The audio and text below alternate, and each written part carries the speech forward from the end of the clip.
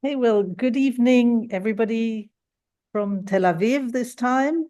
My name is Lynn Julius, and I am ably assisted by Lawrence here, our technical expert. Um, on behalf of Harif, I'd like to welcome you all to this evening's event. Harif, for those who don't know us, is the UK Association of Jews from the Middle East and North Africa. But of course, you don't need to be one in order to be interested in the history, culture, and heritage of these Jews.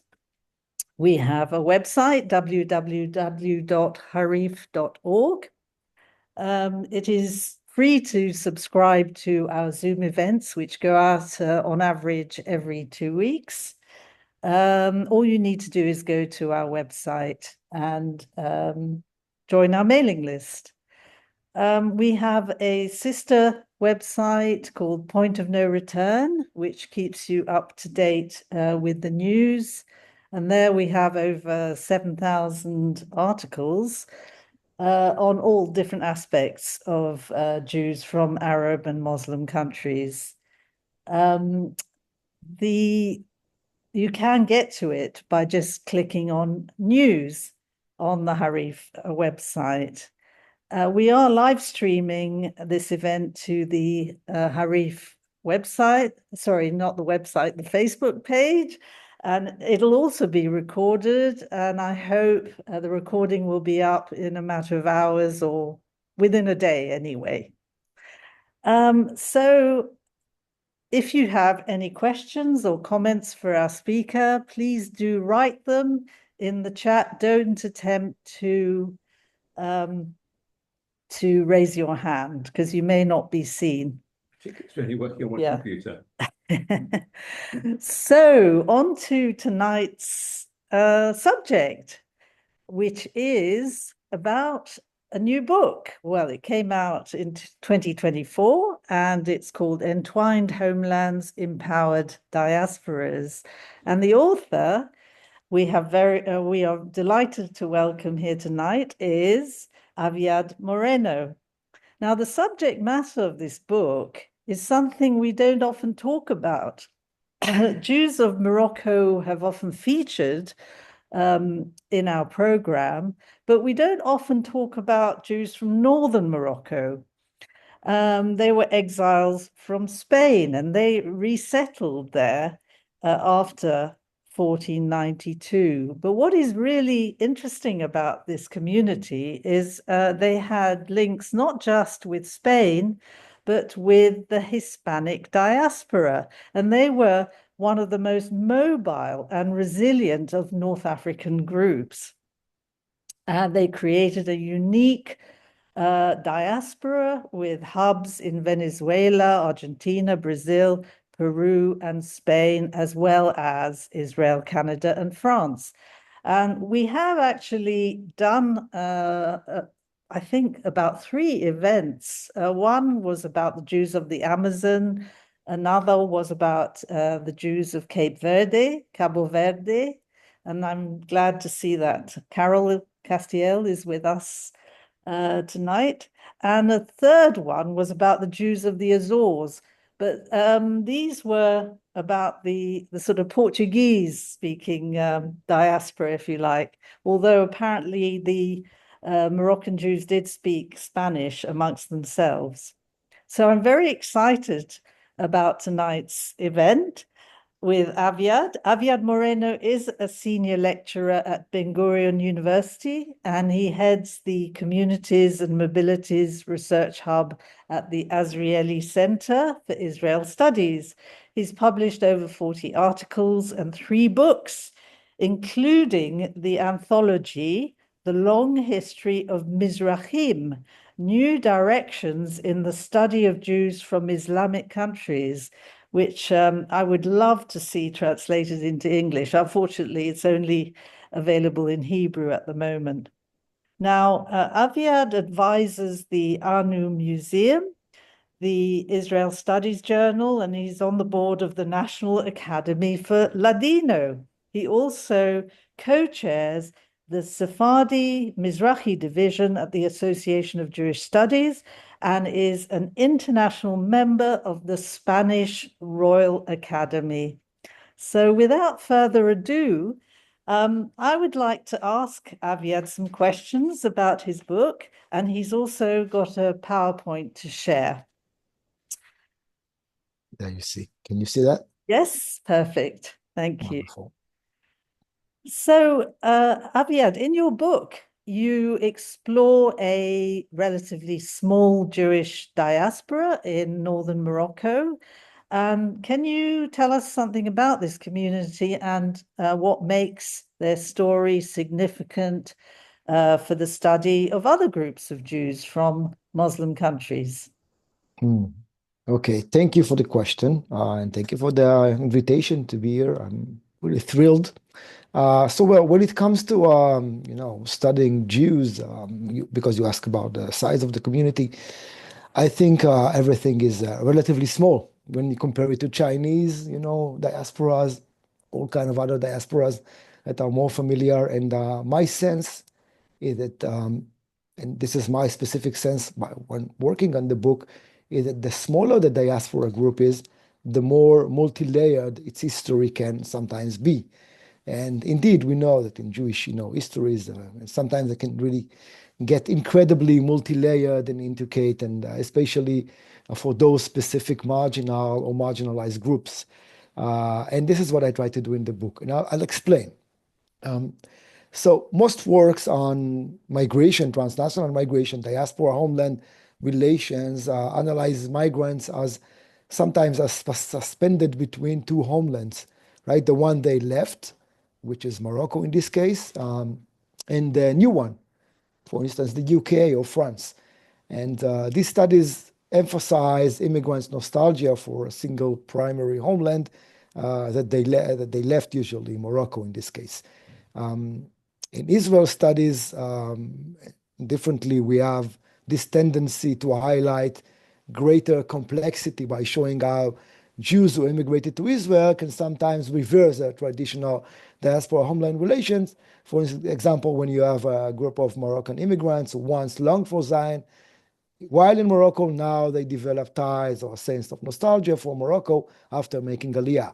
That's just one example, of course. And still, we have something that is conceptualized as diasporas that are suspended between two homelands, right? Like bipolar diasporas. And just to, I need to add this specific observation in Jewish studies, work that examine cases of international migration today, they tend to explore the multi-layered identities or multi-layers of homeland attachments. For example, you can think about American Jews who often maintain ancestral ties to Poland, for instance, or Lebanon, and still develop connection to the Holy Land simultaneously with their identities or attachment to American society or integration into American society. Now, having said that, my book, and this is I think one of the innovations of it, is it goes well beyond what I described until now, to uncover deeper historical layers of homeland attachments that are often reawakened after centuries and may interact with modern homeland attachment.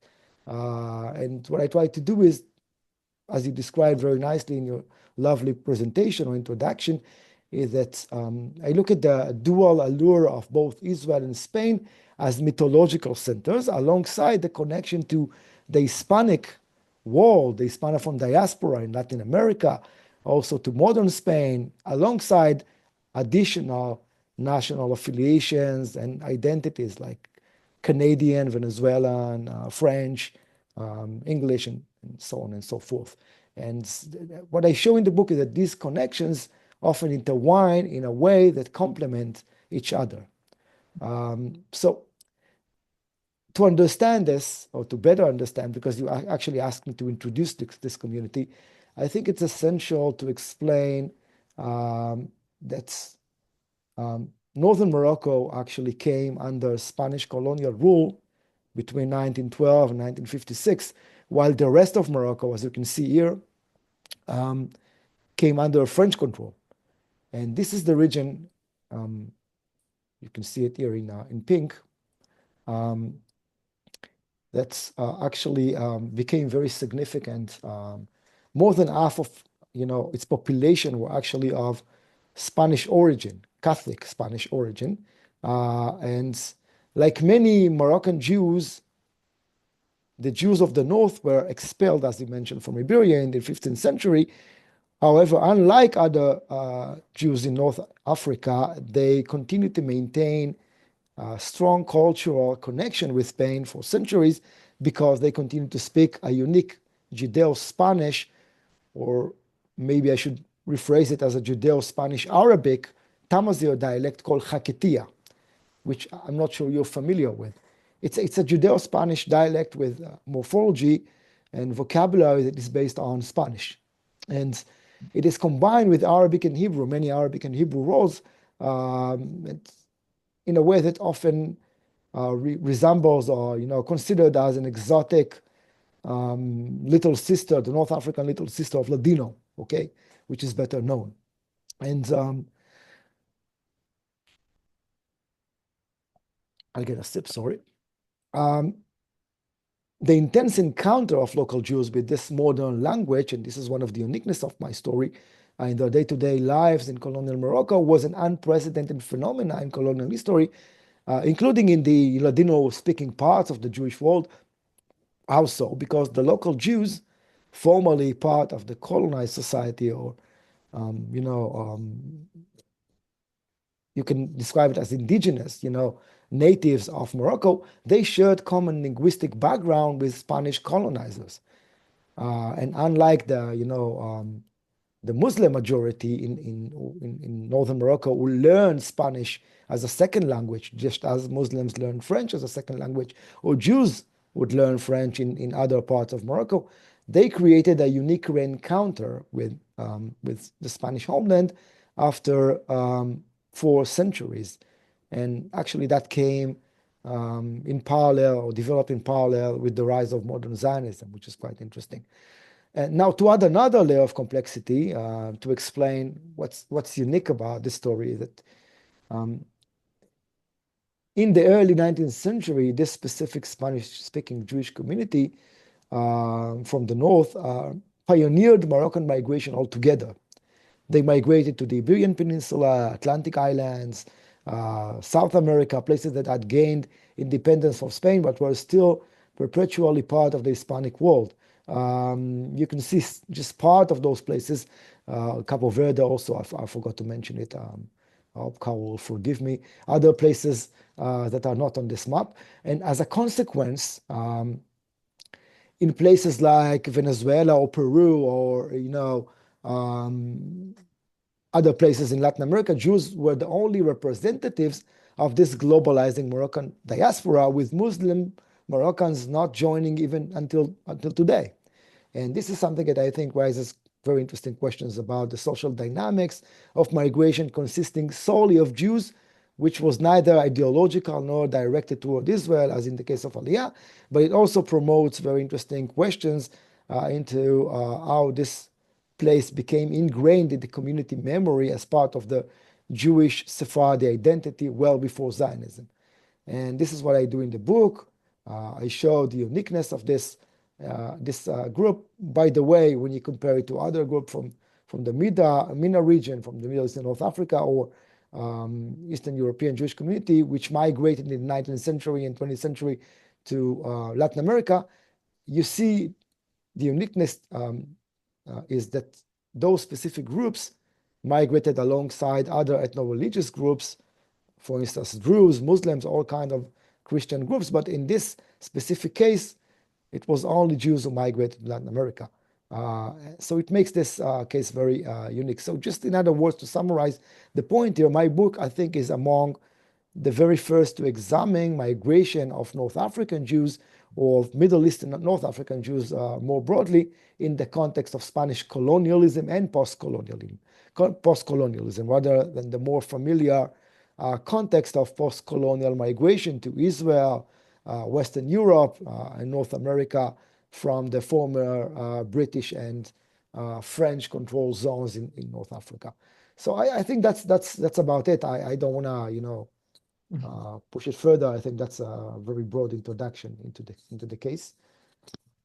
Right. So you've more or less explained, that what you have here is a new way of looking at Jewish communities in the Middle East and North Africa. And how do you see the story of the Moroccan Jews migrating to all these different hubs? How do you see it applying to other communities? So I can start from a very broad outlook at this, addressing your question. So in both academic and popular narratives about homeland, diaspora relations, or diaspora groups, Jews, Armenians, Greek are often seen as, the emblematic diasporic communities, characterized by the story of return to their ancestral homeland. Now, contemporary histories of this diaspora, like many other modern diaspora, reveal much more significant processes of, cross-diaspora divisions, formations of network of solidarity, hybridization. One of the most important cases that comes to mind is the case of Mizrahi Jews in Israel, right? They made Aliyah, but also faced discrimination even after, immigrating to the homeland. Also, all kind of, disagreements or continuous, rifts between Israeli Jews and so-called diaspora Jews over Israeli policies, interpretation of Judaism and so forth, so on and so forth. And I think what I try to do in the book, just to show its relevance to broader, questions of homeland diaspora relations, is to show that those specific hierarchies and solidarities become very relevant even for very small organic communities that once shared very recently shared the same small urban spaces in northern Morocco, okay? Before they became dispersed over, 3 continents. And I must say, we're talking about, cities that did not populate more than just a few thousand Jews. And still you have this broader dynamics of cross-diaspora relations and hierarchies and networks of solidarity. Now, in so doing, what I do in the book is I try to expand on conventional narratives surrounding Jewish religion minorities from the Middle East and North Africa and their minority status after immigration. Because usually these communities are typically portrayed as minorities, okay, or ethnic minorities within larger Jewish groups or communities across various regional and local contexts, such as, in Israel, the Americas, Western Europe. However, they're very rarely framed as part of a growing, expanding, interconnected global Jewish ethnicity. And the book illustrates how the proliferation of the diaspora network worldwide can play a crucial role in shaping self-definition in specific national context in multiple locations.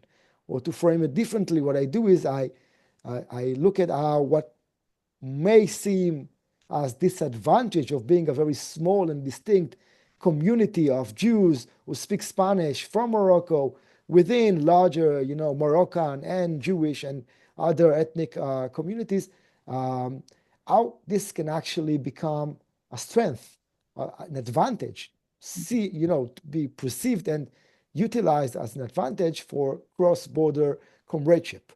I'll just give you one tiny example. One of the very first occasions in Israel taken by the new leadership of the community called Mabat, Mifgash Net Tangier, the community of Tangier natives in Israel, was to create a position responsible for maintaining ties with what they identified as the Gola, Jews in the Gola, in the diaspora. And actually, I have a slide that can actually showcase this or demonstrate my point. One of the very first activities was to organize an international conference in Tel Aviv, summoning all the Spanish-speaking Jews from the diaspora to, participate or, welcoming to participate and actually regather in Israel to celebrate both their Jewish identities, but also the Northern Moroccan identities. Now, this community specifically reached out to the smaller halves of the Spanish-speaking diaspora in Canada, France, and the United States, which at the time, and actually even today, when I think about it, were without any informal organizations. Okay, they had yet been established, and they encouraged them to form community organizations with similar goals and even names as the one formed in Israel. Now, obviously, this is a strategy that was designed to strengthen their local, influence in Israel, while recruiting global agents to empower them in Israel. But at the same time, they also exported the Israeli concern about being marginalized in Israel to the non-Israeli communities, who basically thought a way to maintain ties with both the Spanish-speaking Moroccan fellows who were scattered throughout all those places, like in the United States or Canada, but also to maintain ties with Israel and the Judaism. So I hope that's a good illustration or an example of what I maintain in the book. I'll stop here. I think it's okay. So I'd like to refer to chapter 2 in your book, which deals with a very interesting aspect, which is the Philo-Sephardi campaign. Can you explain what that is? And what was the campaign, and what role did the community play in it?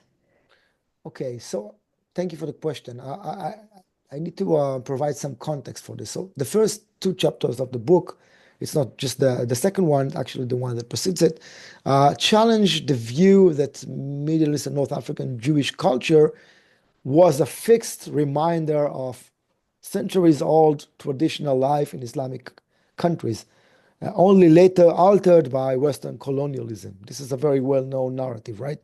It also challenges this new scholarship that, beginning in the 1970s, that highlighted how Mizrahi traditions or Sephardi Mizrahi traditions adapted or reinvented in the process of migration and marginalization by Western Ashkenazi elites, specifically in Israel, okay? I show how these traditions and tradition reinvention actually evolved already in Morocco, in the place of origin. Now, Northern Morocco, and this is something that you should all realize, was one of the most westernized, if I can use this word, places in the world, because it was the very first places where the Alliance Israélite Universelle established its first 2 world branches in 1862, and then that was in Tetouan, and then the second one in 1864 in Tangier. So it became a very significant center for European influence. Look at the numbers. By 1955, Tangier was home to about 60,000 Europeans, making up to 40% of its population, at least according to the sources I was able to trace.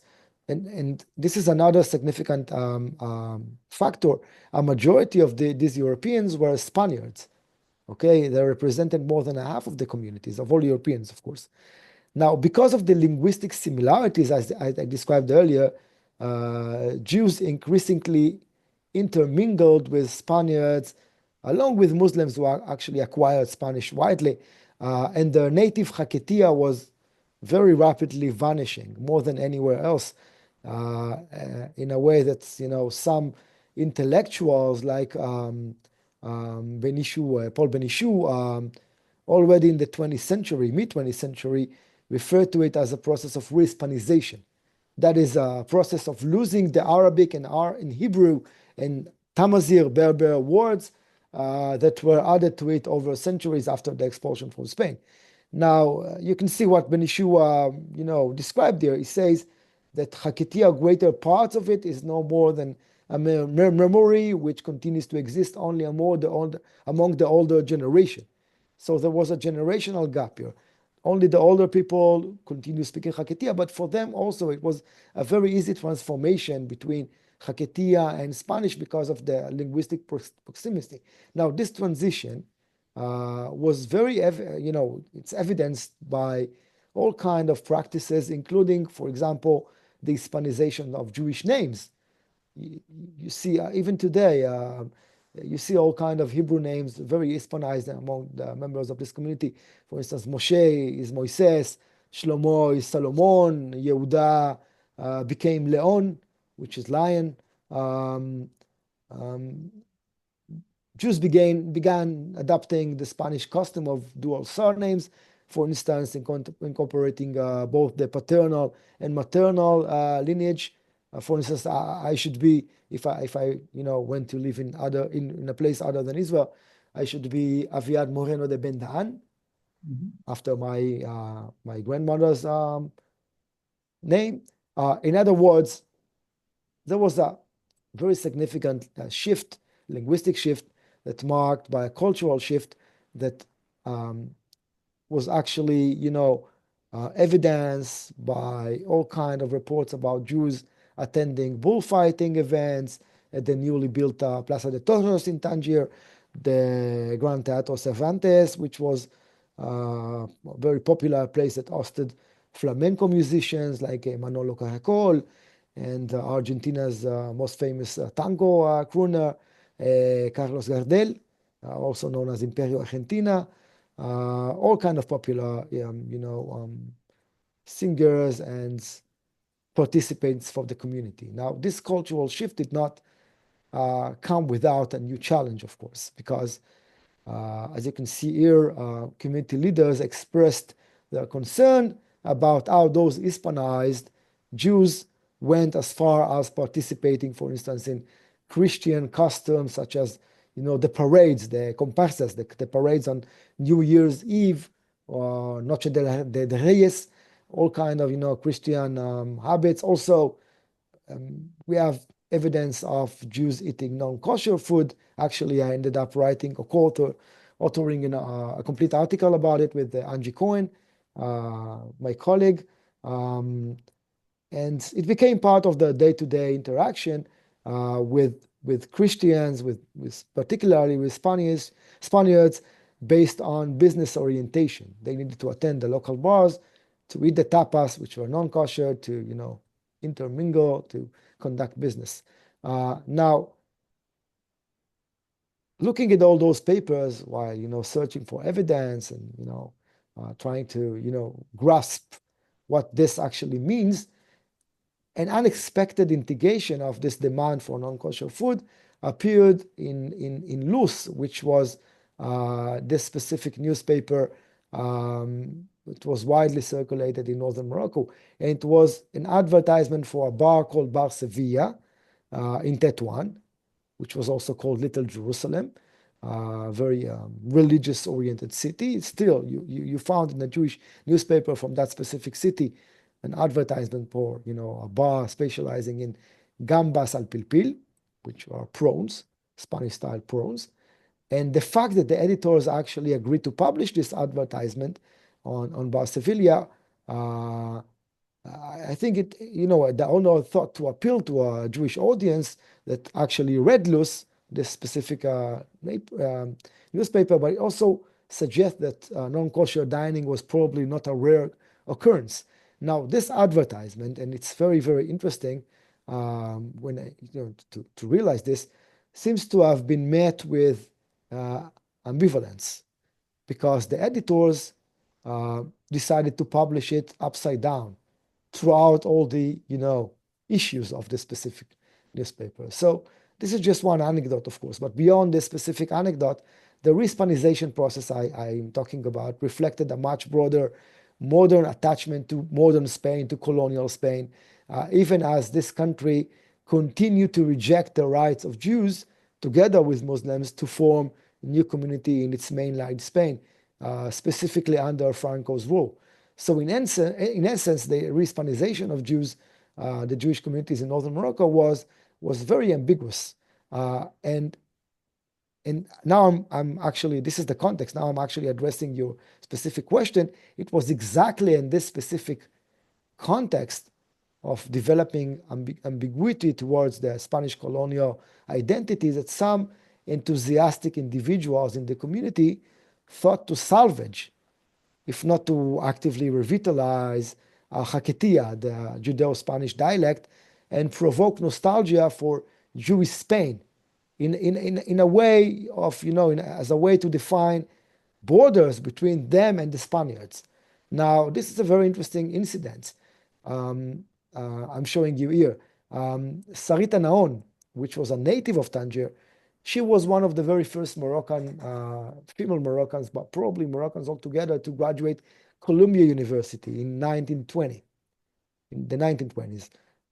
And she was guided by an advisor who was also well known as the father of American anthropology, Franz Boas. Now, he advised her to return to Tangier and collect the Haketiya ballad songs in a language, according to her words in the introduction to her work, no longer heard. This is what she actually started her work with. Now, this is just one example for an entire series of salvage ethnography that expressed academic interest in this Judeo-Spanish language, in this Jewish connection to Spain, to the Spanish patria, the Spanish homeland, to related forms of Spanish Sephardi folklore. And a key figure, another key figure you can see here was José Ben Oliel, who was a professor of Romance philology in Lisbon since 1881. And between 1921 and 1929, he returned to Tangier, where he became the head of the Jewish community. And as the head of the Jewish community, he started publishing some of the very first scientific articles on the Judeo-Spanish dialect Haketiya in Spanish reviews, in Spanish periodicals. And the idea of reviving Jewish roots in Iberia was really developed in several other Jewish newspapers. You can see here like Renacimiento de Israel, El Eco Israelita, Adelante, and many others, which I don't think I have time to elaborate on. I just say a brief word about the irony here, because we have to understand that the Spanish colonial authorities actually supported this boundary work I'm describing, because they framed it as a justification for their presence in Morocco. They said, well, you see, we are returning to the medieval convivencia. The Jews really hail from Spain. They belong in Spain. They're, reviving their history in Spain. And we are here to revive this, golden age of Jewish, Christian and Muslim coexistence. So even Franco established institutions like Instituto Maimonides in 1940, the year 1940, which was a rabbinical school emphasizing Hebrew and biblical studies, but also Sephardic studies. He issued a periodical called Sefarad, which is actually one of the oldest Sephardi studies periodicals. So basically, you see, this is a very dialectical process of, returning to Spain, but also maintaining Jewish identity. But actually, it occurred to me, what about religious practice? I mean, did the acculturation with Spain and eating shrimps in a bar, did that also, mean that you crossed the boundary into, you became less observant, and then that led to intermarriage, et cetera, et cetera? So actually, there were some red lines. You could barely find intermarriage. Unless, if someone was intermarried, he probably lost his connection to the community in this specific context. It's not the American or other, context we're more familiar with. But my observation will be that they became very, let's say, their ethnicity or attachment to religion became very contextual. They kept kosher at home. They would sometimes, this is a very big irony, looking at it from, an Orthodox point of view, they kept separate pans to fry shrimps at home. They would eat it on separate dishes, but still they had this allure of the modern Spanish tradition that they would follow in specific contexts. So they can go to celebrate Christmas Eve or participate in the parades, and then on the next day attend the synagogue, if it was to, follow a Shabbat, for instance. This is how life looked there. This is a very fascinating way of, expressing dual identities, but still being able to shift between those identities. Right. Can I ask you about Zionism and affinities to Zionism? And did Zionism exist in contradiction to the Spanish identity, or did it exist alongside it? Can you explain a little bit about this? Okay, so first of all, I need to skip all those slides I, plan to talk about. This is the Latin American context, which is even more, interesting. We can probably get back to it if we have Yes, time we could later. get back to it. I just thought while you were Yeah. talking about identity, yeah. Yeah, sure. So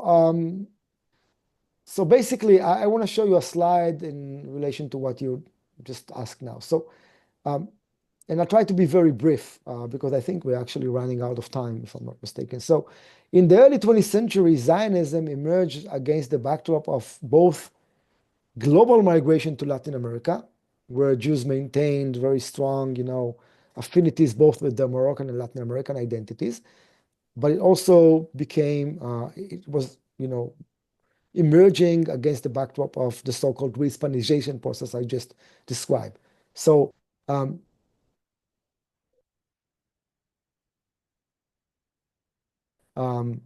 Spanish and Portuguese language newspapers that had Zionist content, that were pro-Zionist, actually developed outside of Morocco.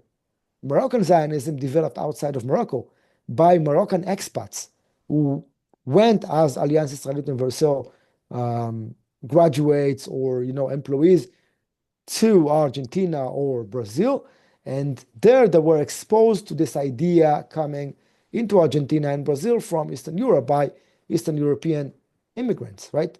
Because Zionism, modern Zionism, developed in Eastern Europe, as we all know. So they had to start these newspapers in Spanish or Portuguese because they could not really understand the material in Yiddish that were used very extensively by the Eastern European immigrants in both countries. So this local activity developed a very particularized Moroccan Zionism outside of Morocco without any direct connection to immigration to Israel, to Eretz Israel at the time. It was through global migration. Now, this became very significant. This process became very significant because the local activity of some of those activists in Latin America came back to shape local Zionism or Zionist activities in Morocco itself when they traveled back as returnees during the Great Depression, but even before that. And one of the examples that come to mind is Esther Levy, who was one of the founders. He was one of the very first, founders and entrepreneurs of Zionism, founding the nationwide Zionist organization in Morocco in the 30s. He ended up heading the National United Jewish Appeal, sorry, and other Zionist organizations in Morocco. And another point I want to make is that among those who worked to advance the attachment to Spain, as I described earlier, were people who also simultaneously worked to promote Zionist awareness. One of them was Rabbi Leon Khalfon, who was actually the founder of the very first Zionist body in Morocco, in Tetouan, in the year 100.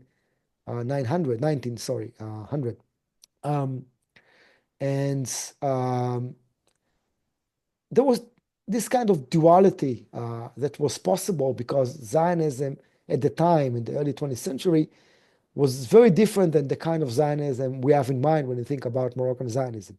It was a type that was not necessarily oriented toward migration to Eretz Israel, as I mentioned, but was also perceived as a movement of cultural revival among Jews in Morocco, as in other places.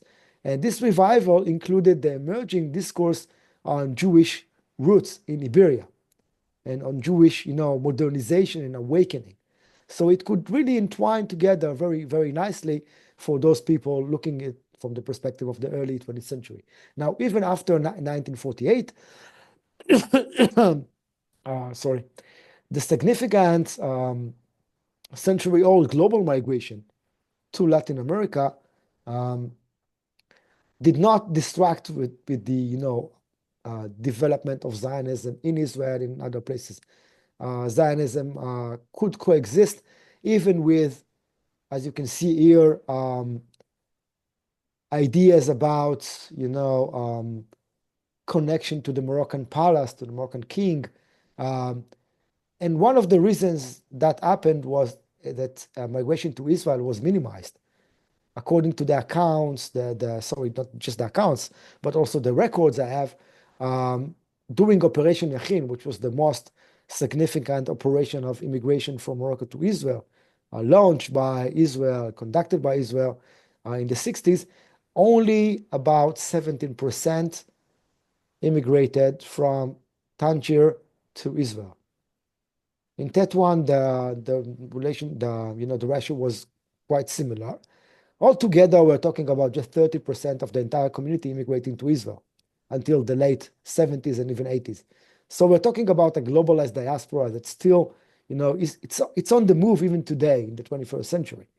And it presents a very, different story than the one we're, used to when we talk about Moroccan Jews. Right. So perhaps we can return to South America, because presumably the rest of that community moved to South America, among other places. Yeah. So since we don't have enough time, I'll just focus on the earlier years of migration. So I mean, what I should address here is a methodological gap between the study of Moroccan migration after Moroccan independence, Moroccan Muslim international migration, which is often viewed as circular economic labor migration. We all know about this, right? The one that is very characteristic of what's happening in France today or Canada, other places. And the one that is understood as unique, the unidirectional national displacement of Jews from Morocco after 1948. Now, by starting my story in the mid-19th century in the book, I demonstrate how Jewish migration came to impact those who actually returned in a circular migration from their labor migration to Latin America, and how it actually impacted those who remained in Morocco in the century, even until the mid-20th century. And I think this is a completely understudied or underexplored topic in the research on Jewish migration, not just in the Middle East and North African context, but specifically in the specific field of interest. So I'll give you just a few examples from sources I collected. So in 1901, Isaac Pisa, deputy of the Alliance Israelite schools that were found in Tangier, as I mentioned, traveled to Iquitos in Peru, and he attempted to understand why many of the Jewish immigrants in Peru were actually from Tangier, from northern Morocco. And he wrote the following, you can see it here, right? In Tangier, they speak of Iquitos as if it is a fabulous city with streets of gold. It's, typical of a Tangerian to make his fortune in Iquitos. And he actually also warned those people by writing this, because he said the very first years of immigration are terrible. They have to adapt to climate, customs, commerce. Now, I think Pisa's words, more than anything, and the way he started to temper the excitement probably about migration to Latin America, actually attests or reflects a legend in the making about what it means to go to Latin America in the time. And this legend intensified in the 20th century when people started to return.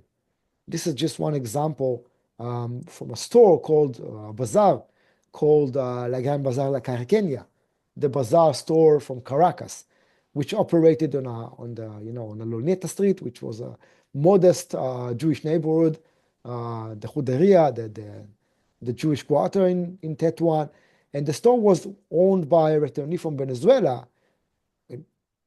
You can all imagine it was actually something that enabled a concrete encounter with wealth from the Americas in Tetouan itself. Another very interesting aspect are the nostalgic stories told about migration in retrospect by returnees, talking about migration to Latin America at the midst of aliyah, of migration to Israel or to other places in the 40s and 50s. One example is Abraham Pinto's story about his, adventurers in the rubber boom industry in the Amazon. He told this story at the age of 83 to nephews and ask them to write the memories and share them. Another example is, blessings for all Peruvians in Morocco, meaning that they also adopted South American identities. I've heard all kind of nicknames based on the success of immigrants to Latin America, like the Toledano family were nicknamed Los Peruanos. Some people were nicknamed as Indianos. Indianos means people who found fortunes in Latin America. My grandfather was born in Venezuela, was nicknamed El Venezolano. He was like the Venezuelan guy in Morocco. So to make a very long story short, migration to Latin America was largely described as a way of attaining wealth. It was also largely due to remittances sent back to Morocco by all kinds of societies like the Knesset Orkim Society, all kinds of reports in newspapers about how those people who immigrate to Latin America never forget the poor people in their hometown communities. All kind of mentions about traveling members and community members and individuals who came back to Morocco. Now, another point I want to make to end my reference to my addressing to your question is that this preserving of the legendary character of migration to South America was in fact at the interest of Spanish colonialism in northern Morocco, just as the interest to preserve Jewish ties or Jewish, mythology and mythological connection to Spain, because they saw this transnational link between Morocco and South America as a way to maintain the cultural connections between Spain's older and newer colonies at the time.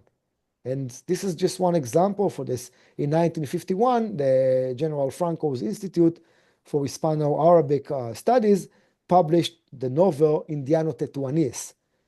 Indiano, as I mentioned, was it refers to immigrants who made fortune in Latin America, and the novel was authored by a returnee from Venezuela, and the story recounts the adventure of a young man from lower classes in Tetuan who emigrated to Argentina with the aim of alleviating his family's economic status burden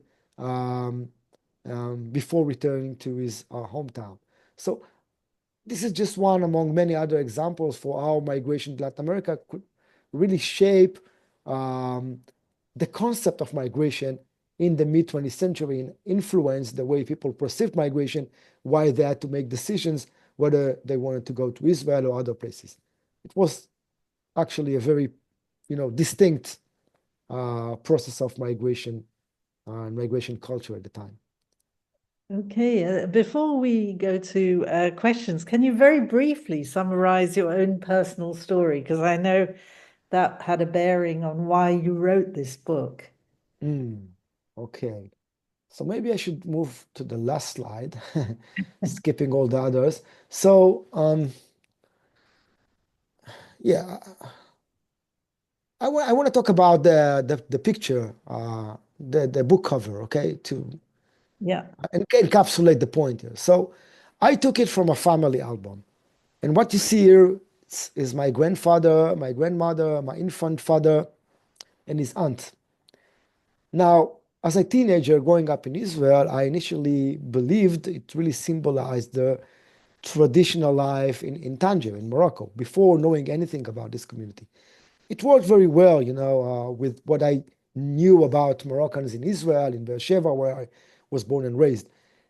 Now, while working on my PhD more than a decade ago, 15 years actually, I think, I never did the math, my father revealed that it was actually taking, it's a completely different story. It was taken during their trip to Venezuela from Tangier when they stopped in Spain. It was a very hot day. They waited for the ship. They decided to take advantage of the time and go to visit the Alhambra Palace, the Alhambra compound. And there they found a very nice souvenir shop that still operates today.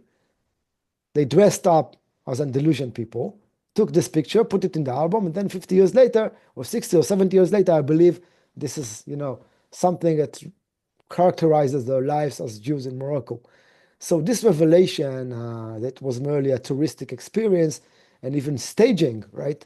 It really caught me off guard because it challenged my views, my long-held views on Sephardi and Mizrahi Moroccan traditions as something that was, maintained for centuries in Morocco and was reinvented as a way to deal with migration to Israel, to deal with Ashkenazi marginalization, all kind of, migration hardship. It was actually something that has deeper roots in their histories and their encounter with colonialism and attachment to Spain. So yeah, maybe that's a good summary of my point. Lovely. Okay, that's great. Thank you very, very much. Thank you. Not a well-known story, but I'm glad you're sort of uncovering it. So if anyone's got questions, please do write them in the chat. I know Ariel has been busy writing comments there. And do you want to take down the last slide, close down the slideshow? Is that called picture?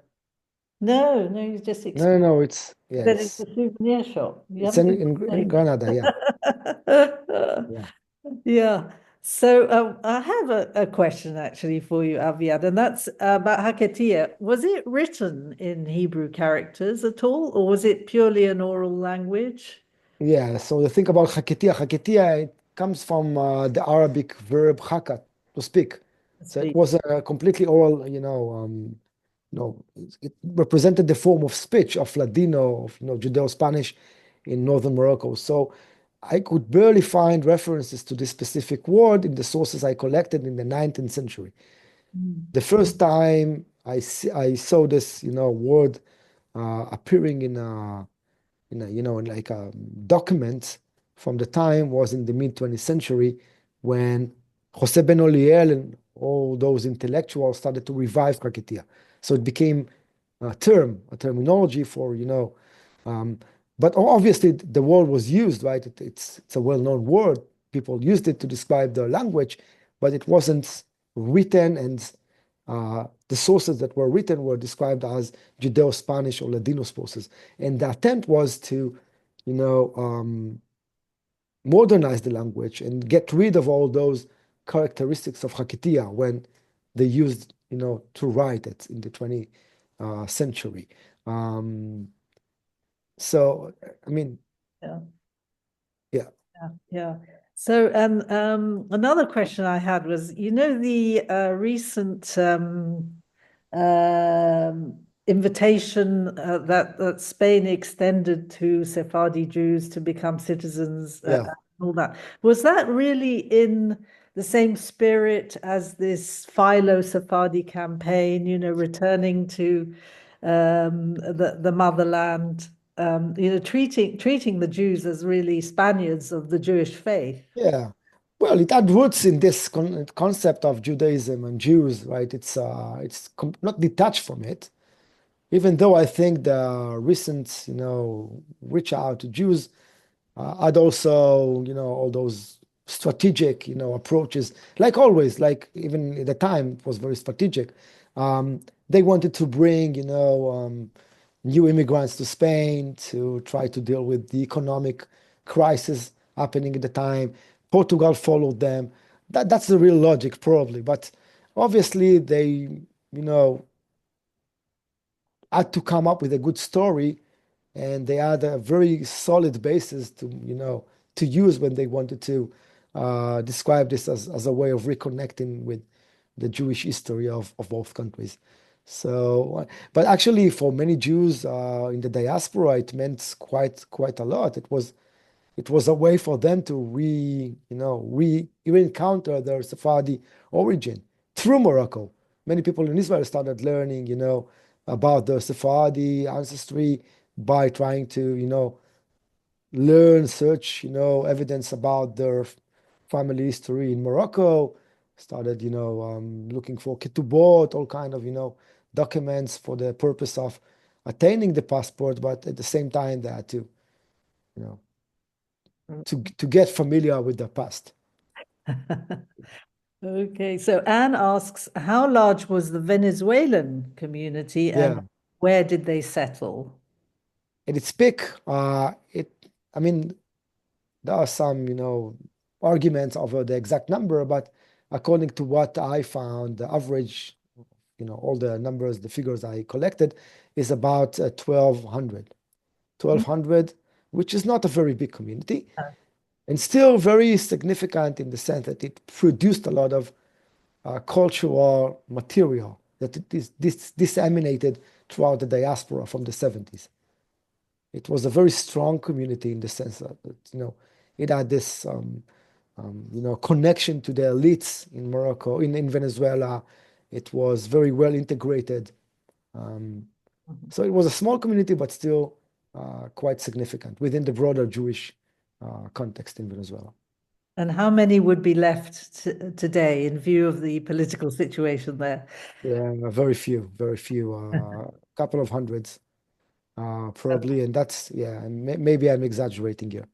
I mean, people are on the move all the time. We started moving out already in the 90s.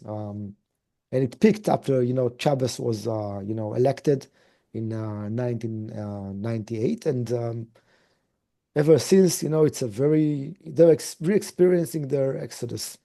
And it's a very interesting story because a very significant hub is in the United States today, in the Miami-Dade, right, in Miami.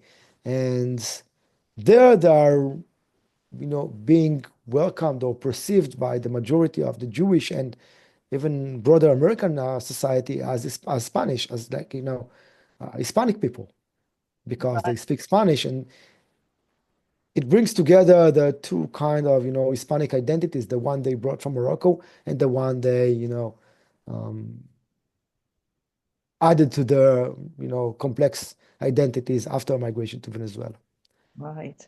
So Michelle says there was a Haketia festival a few years ago in Ashdod with a view to reviving the language.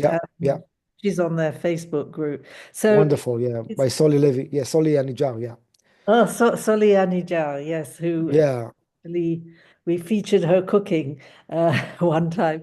So you mentioned that Haketia was really a dying language. It was only spoken by the older generation. Do you see a revival of the language?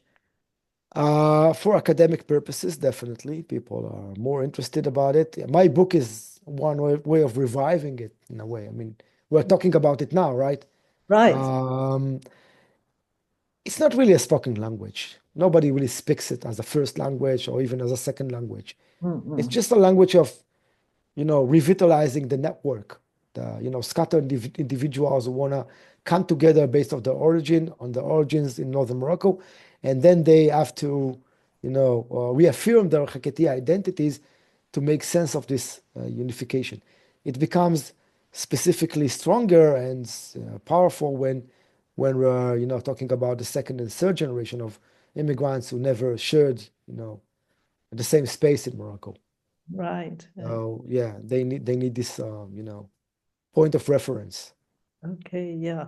So Ariel, our friend Ariel says that they actually baked a kosher bûche de Noël, Angie.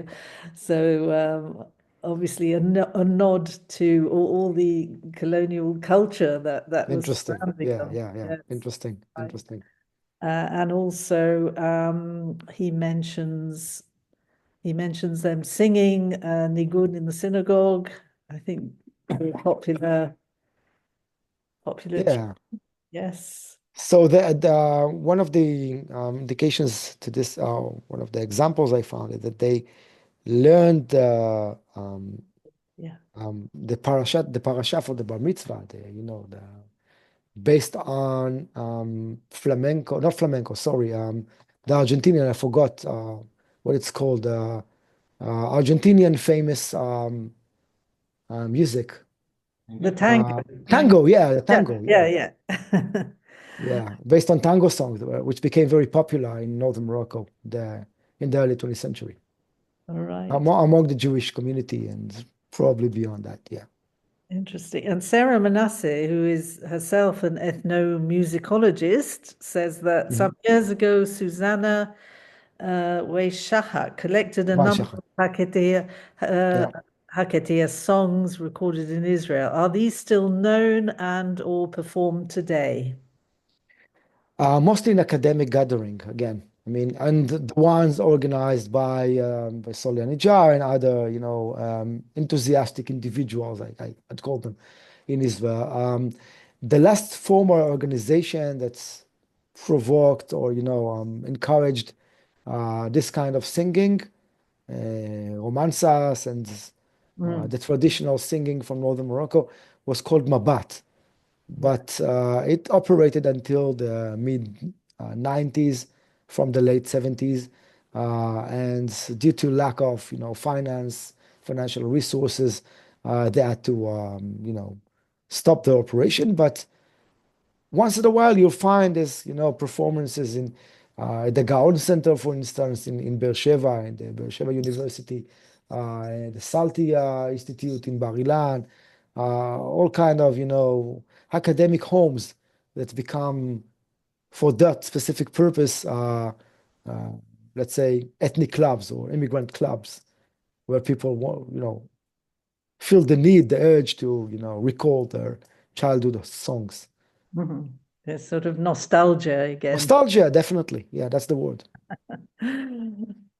Okay, so Ariel, yeah, I think maybe we'll just ask Ariel to share a few thoughts here, because his family, part of his family I know is from Tetouan. Well, he's Terrific. from all over the place, but he's got something interesting to say. Ariel, go ahead. Do you hear me?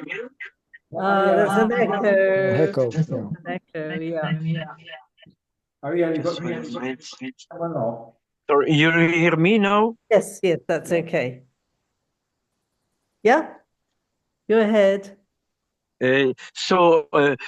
What I want to say is that in 1790, in our family, for about 16 person, only the mother and the little newborn stay in life after the destruction of the community by Moulay Yazid.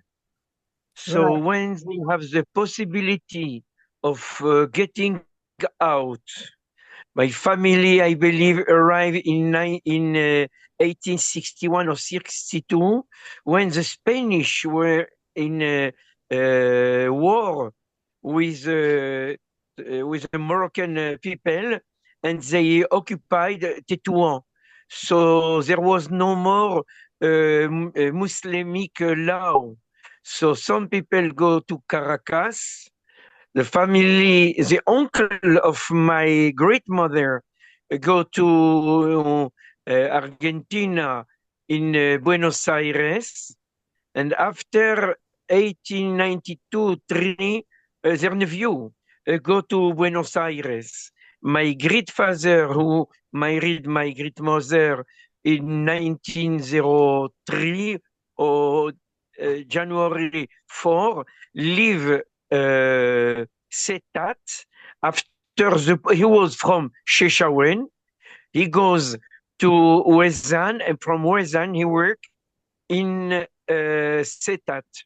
But with the pogrom of 1903, all the people are in Casablanca. From 500 Jews, they go to 5,000. But I have to say that in Setat, my great father opened a synagogue for Spanish people, and 25% of the money that he collect in the synagogue, he was working with badim, tissue, and also in Argentina, and 25, because you speak about Zionism, so 25% of the money goes to Hebron. You have the money to Hebron, you have the money to the fourth town, Jerusalem, Tiberiad, and Safed. So he was giving 25%. So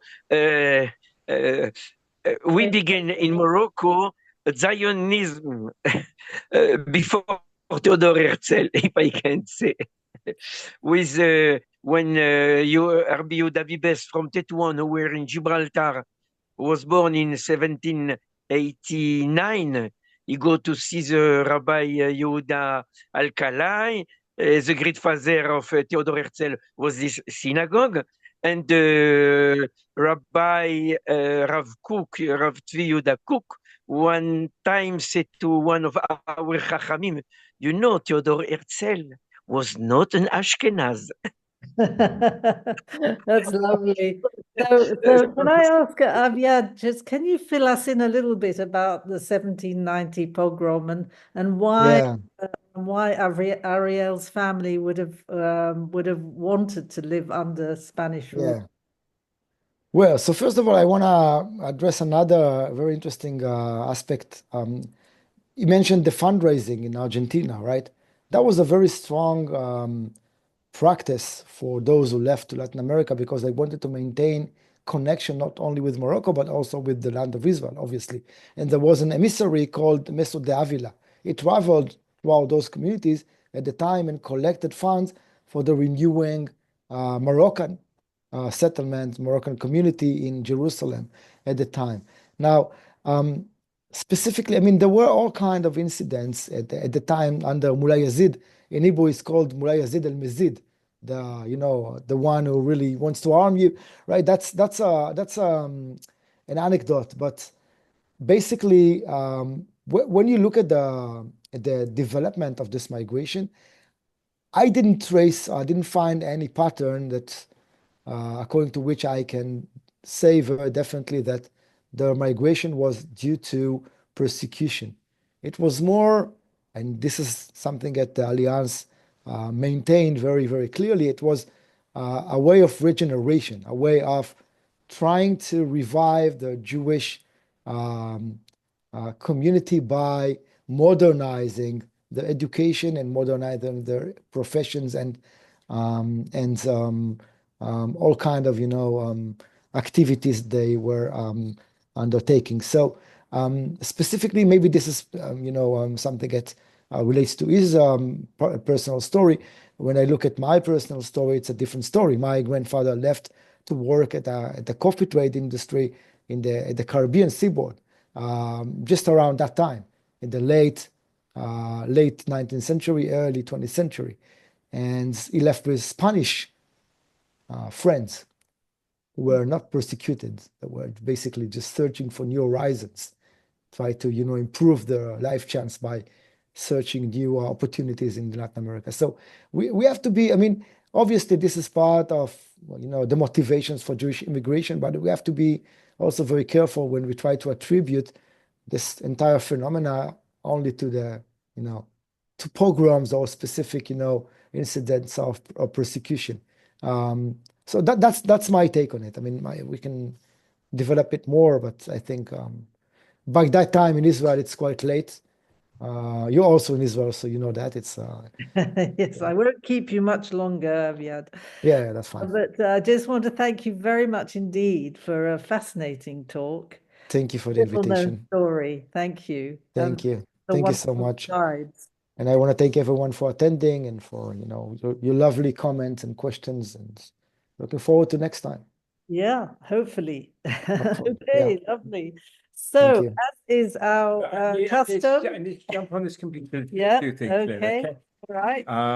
Sorry, we're working with one computer as we're in Israel, and that is a Yeah. slightly harder to do. You want, that's right. So we now have the commercial break, and then everyone will be able to say thank you or goodbye or whatever they would like to say. Thank you. Whoops. So that's tonight.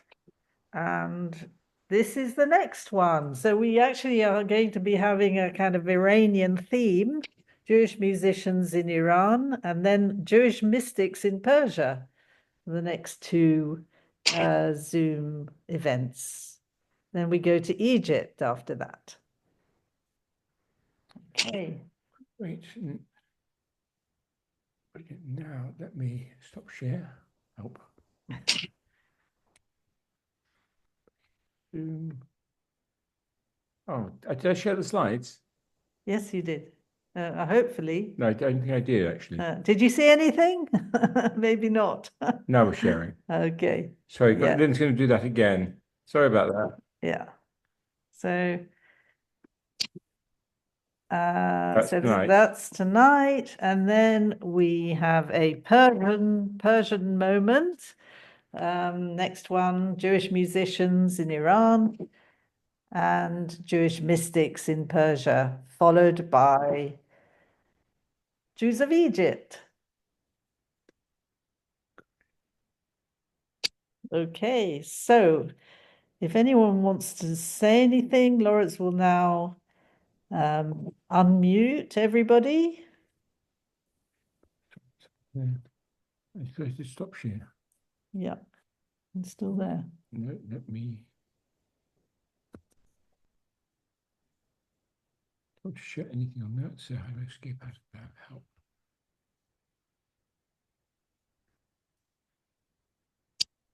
Hope you're still there. I've hit stop share. Right. Yeah, Right there now. you go. Right. Okay. It's much harder on one computer to try and do everything. Okay. Doing stuff on the iPad. Yeah. Right.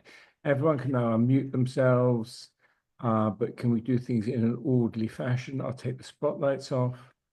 Okay. Oh, I've got a spotlight of us. You don't want that No, one. no, we don't want us. Okay. Right. And if people want to say whatever they want to say in an orderly fashion. Yep. It was Hello. a pleasure to meet you. Yeah. And thank you for joining us, Ariel. Yeah.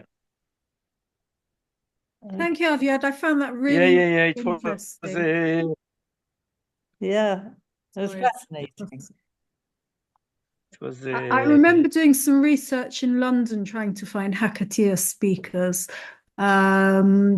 There was only one or two, and they didn't have anybody else to speak to anyway. So I couldn't make an article out of it. I couldn't find enough people, not even a swear word or anything. So never went. They didn't have that.